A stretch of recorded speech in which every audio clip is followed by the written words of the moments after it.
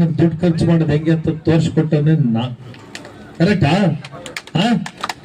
ಏನ್ ಹೇಳ್ತೀಯ ರಂಜೇಗೌಡ್ರೆ? ಈ ತರ ಮಾಡಿದ್ರೆ ಗೌಡ್ರೆ ನನ್ನ ಪಾಪ ಗೌರವ ಕೊಡೋದು ಎಂಡಿಂಗ್ ಬರ್ತಾ ಇದೀನಿ. ಗೌಡ್ರೆ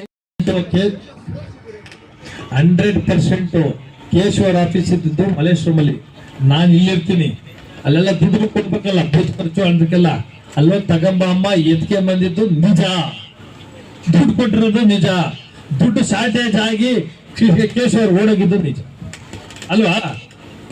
ಆ ದುಡ್ಡು ಇಟ್ಕೊಂಡಂತ ನಾನು ಎಷ್ಟಪ್ಪ ಇರೋದು? 200 ಕೋಟಿ ಕೊಟ್ಟಿದ್ರು, ಅದನ್ನ ಉಳಿಸ್ಕೊಂಡ್ಬಿಟ್ಟು ಸೋತಿ ಹಿಂಗದೆ. ಆಮೇಲೆ ನಾನು ಇಡೀ ಮಾಲೂರು ತಾಲೂಕಲ್ಲ, ಕೋಲಾರ ಜಿಲ್ಲೆ ಯಾರ ಒಬ್ರು ಎಲೆಕ್ಷನ್ ದುಡ್ಡನ್ನ ನಾನು ಉಳಿಸ್ಕೊತಿದ್ದೆ ನಂಬ್ತಾರ?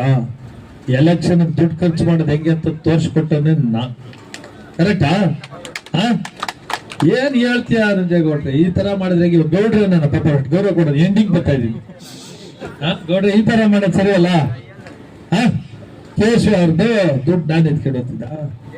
ಬಾ ಎಲ್ಲ ಇದ್ರೆ ದುಡ್ಡು ಕೊಡ್ಬೇಕಾದ್ರೆ ಜಾಸ್ತಿ ಎತ್ಕೊಂಡು ಹೋಗಿದ್ದು ಯಾರು ಹೇಳಿದ್ರು ನೆನ್ನೆ.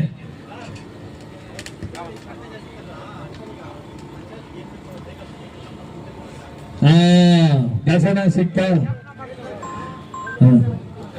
ಈ ದುಡ್ಡು ಎತ್ಕೊಳ್ಳೋದು, ದುಡ್ಡು ಇಡ್ಸೋದೆಲ್ಲ ಕರ್ಲಿಯರ್ಕೆ ಅದು ಬರೋದು ತರ್ಕ.